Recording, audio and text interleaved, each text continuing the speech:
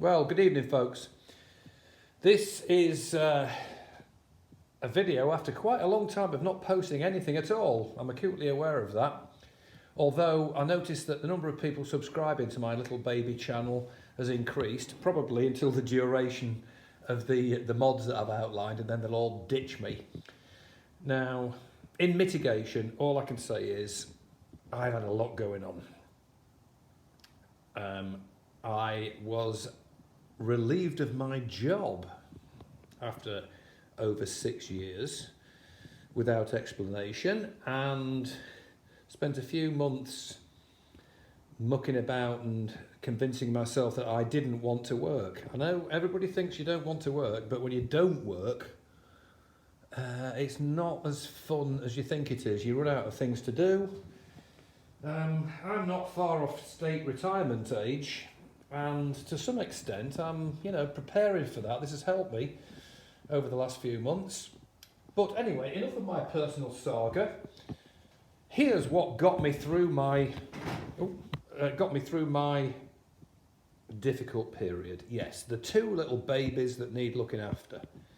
First of all is the Tangerine Dream. Here we are.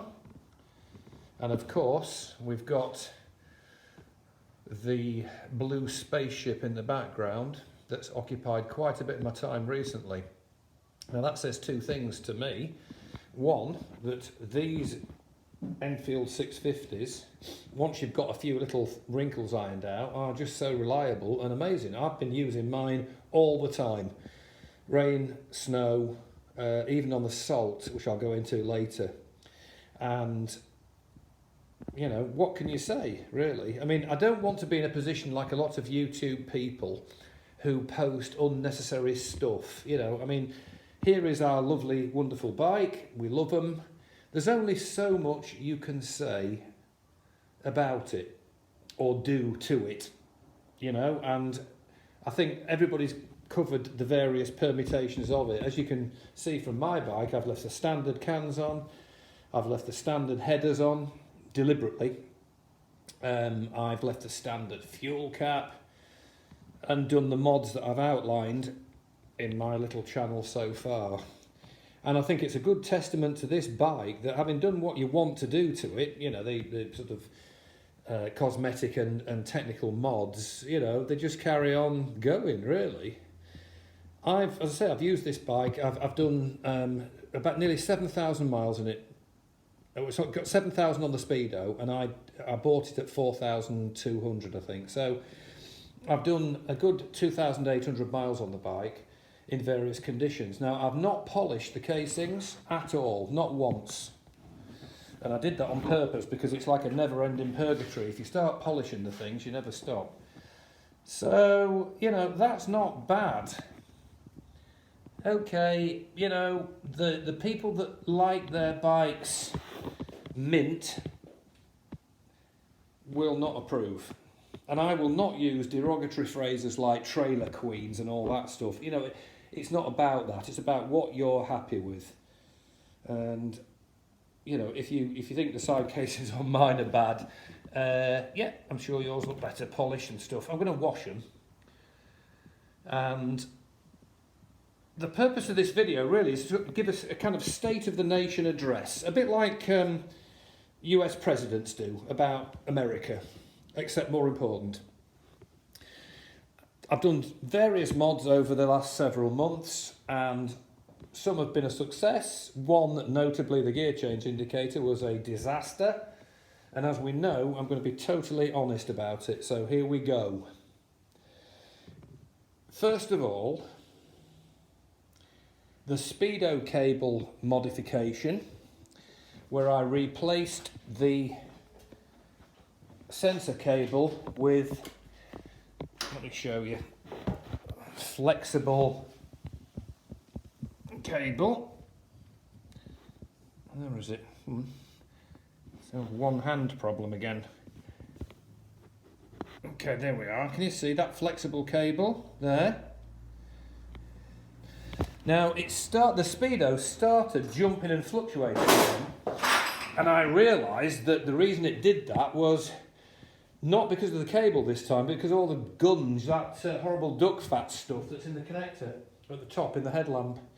And I hadn't cleaned it out. So the Speedo's been absolutely fine until about 2 weeks ago when it started fluctuating. I wondered if the cable had gone, but I realised, as I say, when I went into the headlamp, that that particular block connector was full of that duck fat stuff. So I've cleaned it all out with the amazing deoxit compound, or aerosol, which I'll show you. I think I've said it before, but where are we? There it is. That is absolutely amazing. It costs 25 quid for 142 grams. It's not cheap, but it deoxidizes and cleans electrical contacts. So since I used it on the Speedo Cable block connector in the headlamp, the fluctuation's gone away. Okay, so there we are. That's that one. Now, the gear change mod that I put a bearing in here, if anybody's been desperate enough to watch all my videos, that modification is 100% fantastic. It's still working, it's still great, and it's a boon to have on the bike. I even didn't bother replacing the gear change lever. Look, I drilled that for that silly gear change indicator project. I can't be bothered, I just left it on. I've got another lever, I've got the original lever because I bought a spare one, as you'll know, to drill out and put that bearing in. So that mod is absolutely bang on, 100% worth doing. Replacing the roses here and there, putting the bearing in here, brilliant, love it. Right, the next one is the YSS do we drill, not drill conundrum. Well, needless to say, that's all fine. I've seen quite a few comments on my channel saying, you know, I've drilled 1 hole, 2 holes, no holes, whatever. As I outlined in my series of videos, it's far, far better drilling it. 100%, love it, it's great. However, my rear shocker project, which is good, and it is good, and it's cheap, and it's cheaper than YSS rear shockers, is fine. You're waiting for it, aren't you? Except I was slightly lazy. I did not wash the bike properly, having been out in inclement weather. I'm just going to twist it round. You can't see it now. Damn. Well, anyway, they say never work with children or animals in showbiz. Well, never work with shockers either. This one was covered in rust actually up here. I didn't actually clean it. I went out on it one day. I thought, yeah, there's no salt on the road. It's great, you know. Came back and I discovered the other day that there was rust at the top of the shockers on the springs. So I sprayed them with WD-40 actually. Let's see if I can find a bit of rust on this one to prove that I'm not just talking rubbish as usual. Let's have a look. Here we are. Right, let's have a look. Twist it around a bit. Oh, damn me, it's all gone. Yeah, well, it was rusting, believe me. It had surface rust on it. So I sprayed it with WD, gave it a cursory wipe with a rag, and thought maybe TEC shocks aren't where it's at. I think in mitigation it was yes, it was probably residual salt on the road. So there you have that one. What other mods have we done? Oh yes, the EVAP system. Now the garage here, solar lit as we know, has never ever smelt of petrol. Not once. Despite the person who recently posted on this very channel, yes, you know who you are. What did they put? They put, despite 50 years of emission controls, there are still some people who remove or something like that. It's okay for one buy, but when there's 100,000 of us, the pollution's incredible. Paraphrasing somewhat, which was slightly annoying However, since we do not edit our channel apart from obscenities, I left it on. Yeah, okay, so the EVAP system does not work properly on this bike anyway. It clogs up with petrol. The garage used to stink of fuel all the time until I removed the thing. So, as I pointed out in the comments to one of my videos, yeah, I agree with you, but you need an EVAP system that works. If it doesn't work and fills with fuel because you, quote, overfill the tank, then you're going to get a smell of petrol, and even worse than if you just had a bare pipe, which is exactly what's there now. So yes, the EVAP removal system, absolutely fine. I've not had a single error message, you know, engine code, engine light warning thing lighting up, although I have the code reader. And one or two, well, another person, I think one or two people said, how about just by leaving the purge valve in place and basically chopping all the pipes off? Yeah, you could do that actually, thinking about it. You could leave that purge valve in on the EVAP system. It would fool the ECU into thinking it's all there, but nothing else is apart from that. So that is an option. I just removed the whole lot and paid 21 quid for the blanking kit, which is probably just a wire with a little block connector, little connector that you plug in. But in any event, I think you could do both.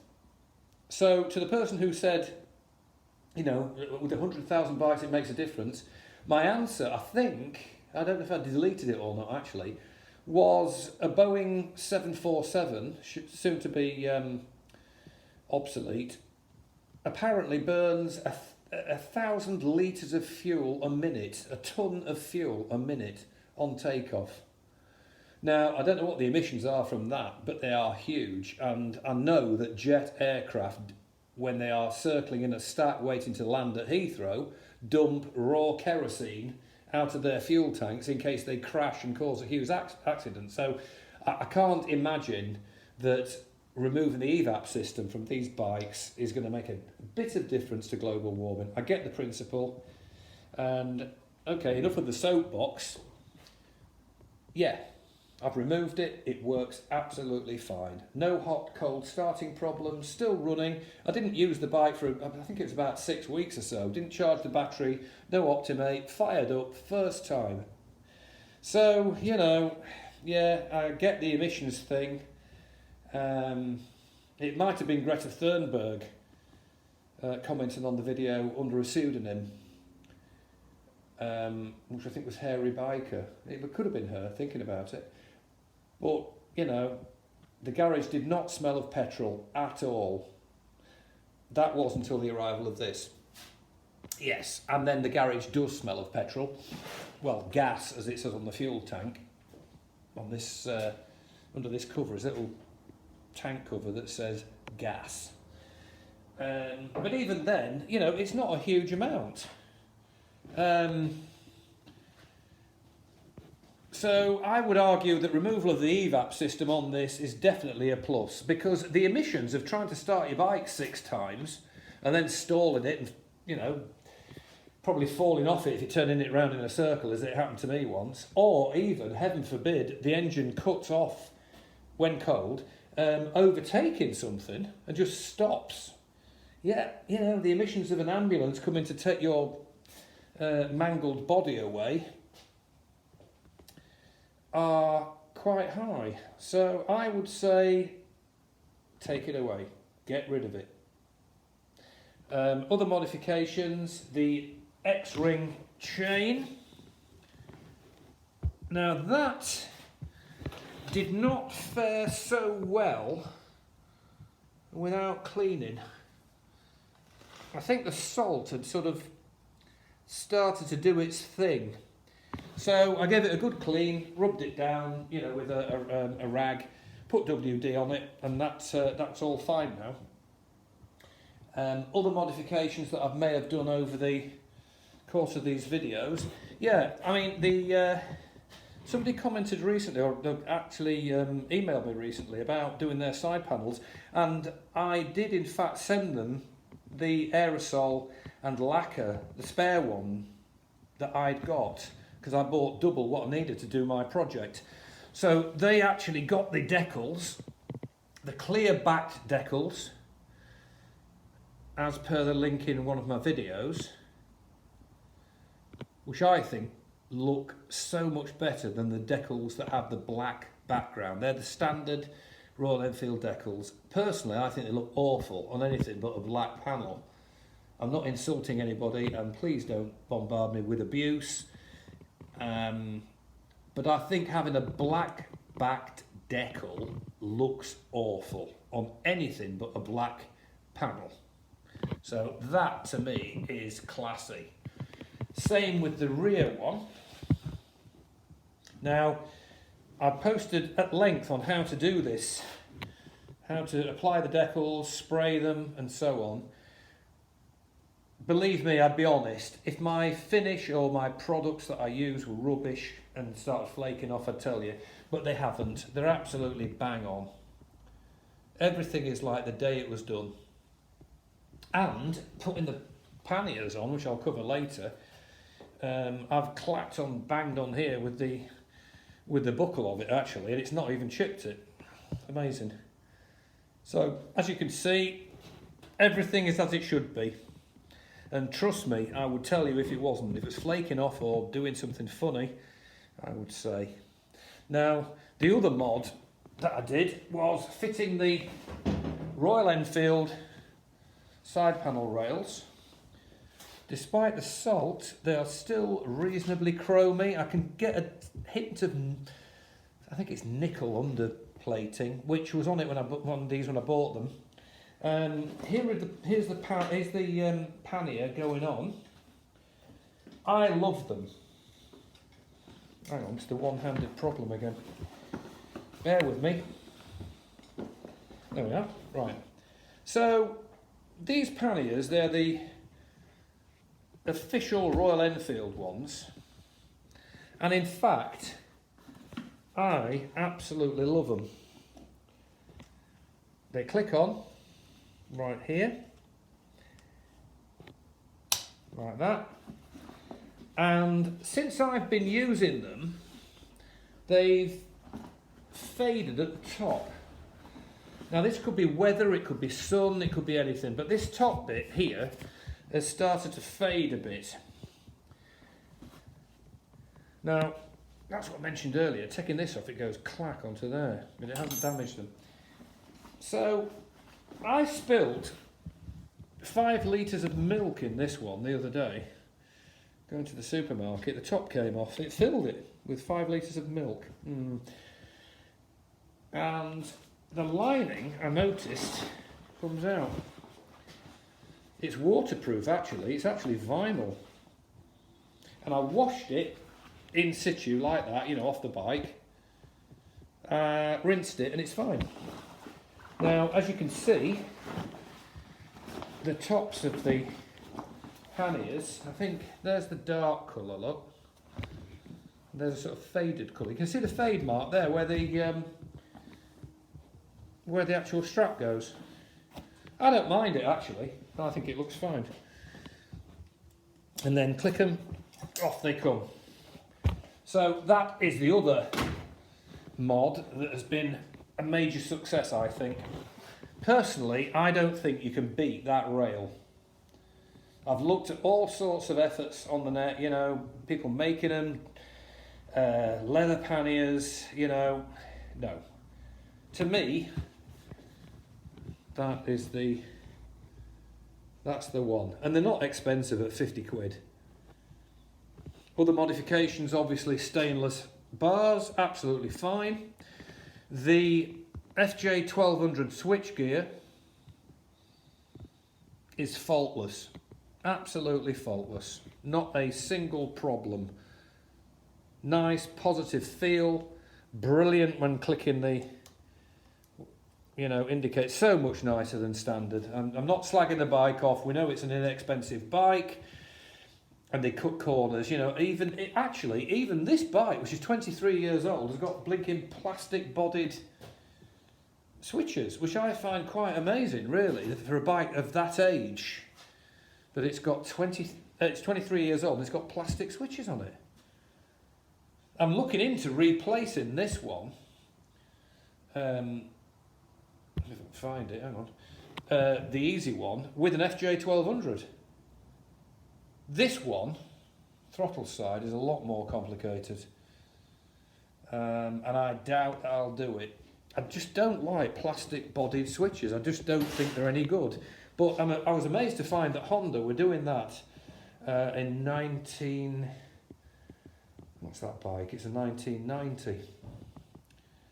The mirrors are off at the moment. Look, the cowls are off. Somebody before me, not me, hit a wall or scraped it or whatever, both sides. And the mirror cowls look awful. Look, they were cracked and scratched and everything. So I've taken them off this evening. I'm going to spray them. I bought the colour code because under this seat here is the original colour code. And I like the fact the bike's got the stickers on it. So I've got the colour code off here. I've got the chemical hardening lacquer, which I used on this. I've got another tin of that. And I shall be doing that bike. However, for a 23-year-old machine, that is pretty awesome, actually. Incredible. When you think what the British bike industry was churning out at that point. As you can see, I'm on a bit of a soapbox tonight. It's because I've not posted on this channel for a long time. So there we are. I can't think of any other mods I've done on this bike. Yeah, I've done brake caliper pins, and they're stainless, so we know that. Hang on, where are we? Yeah, I mean, we know they're not going to rust. About, where is it? There, look. So there we have it. The Tangerine Dream. Everything's fine. The stainless mudguards, which I got at quite a bargain, I thought, are doing well. The only negative, I would say, is that the rear one, which supports the number plate, you can sort of twist it and bend it a bit. It's a bit flexible, but it's not bad. It just sort of flexes because it's thin. You can see it, look, flexing. However, needless to say, the bike is running fine. I've changed the oil and filter.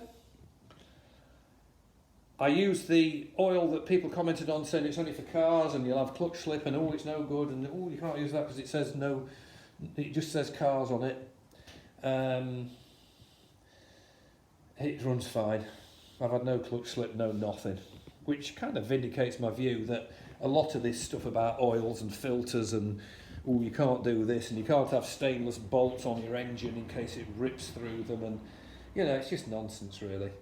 The oil has been fine, no clutch slip, absolutely fine. There you go. Same goes for the stainless, Operation Stainless Steel. I did the engine mountings, as you can see. I mentioned those in a separate video, and one or two people quoted that old chestnut of you can't use stainless in a high stress area. Yeah, okay, on a 47 brake horsepower engine, I put the bolts in, they're all stainless on this bike, not a thing. The engine has not ripped itself out of the frame and deposited me on the road. It's just silly. But there you go. I don't not slag anybody off, but I just think sometimes you can be a bit precious. The fork gaiters working fine. I have still not sprayed the fork brace. Sorry, Mike. I know, I should. You're right. And apart from that, 2 new tyres, because the old one was worn out, really. Rather nice tyres, I thought. And apart from that, everything is fine. I've got the old seat over there for a quick change if I want to take a pillion. This one obviously doesn't need that because it's got a great big seat on it anyway. And I must say it's nice to have the best of both worlds. The Enfield is great for pootling, local tearing about, nipping to work, you know, turning heads really. I mean, I went to Lidl yesterday. Somebody came straight up and said, you know, I love that. Did you do it up yourself? You know, I said, well, not really, because it's not that old. So the usual. And this one attracts a lot of interest because it's obviously 23 years old. There's a few around, and I've done several videos where I've mentioned this bike.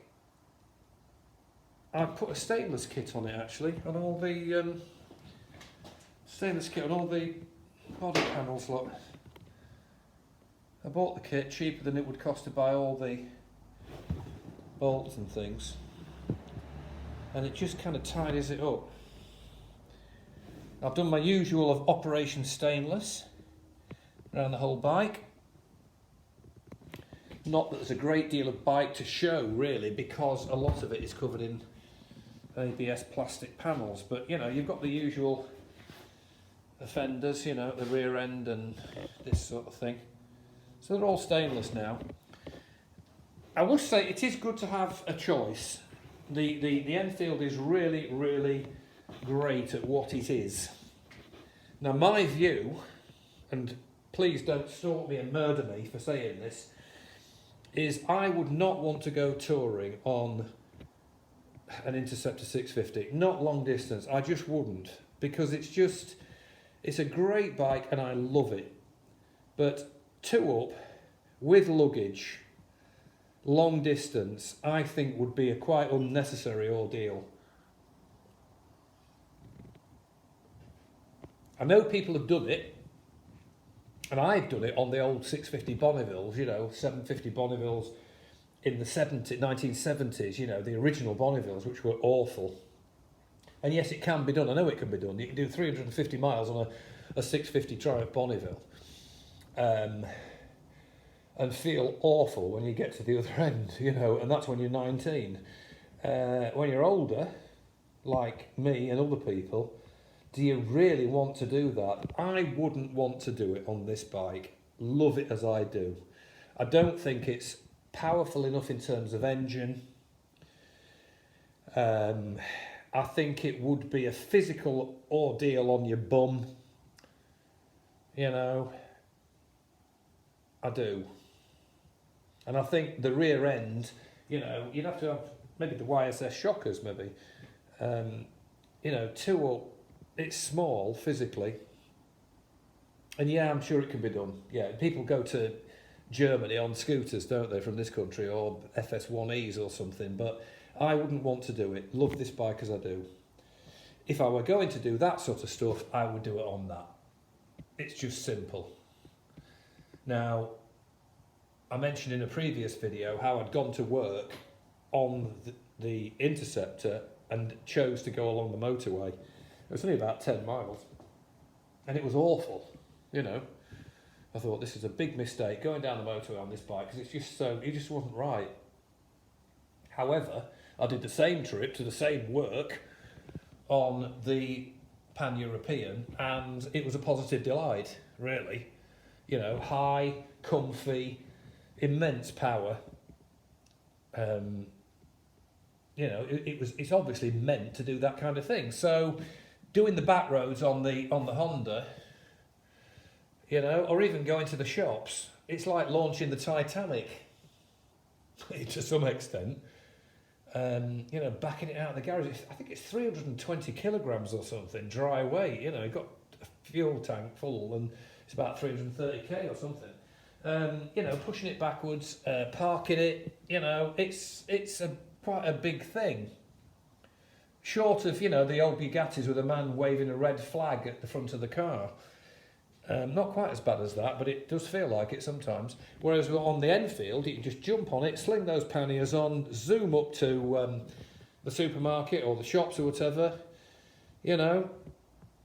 So the different bikes, different uses. My own view is no touring for me on this. I won't ever do it.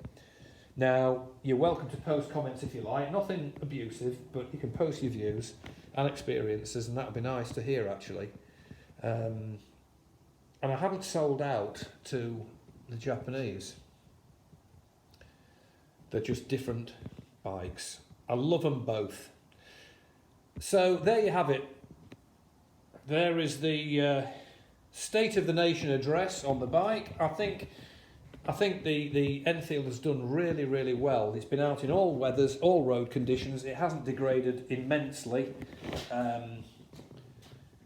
No mods have been a waste of time.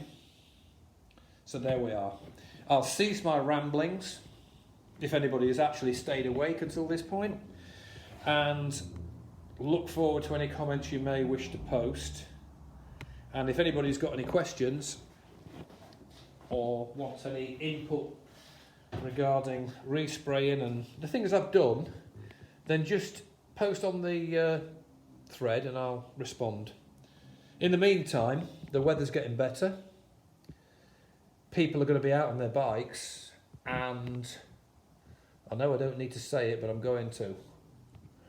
Be careful and ride safe, and I'll speak to you soon.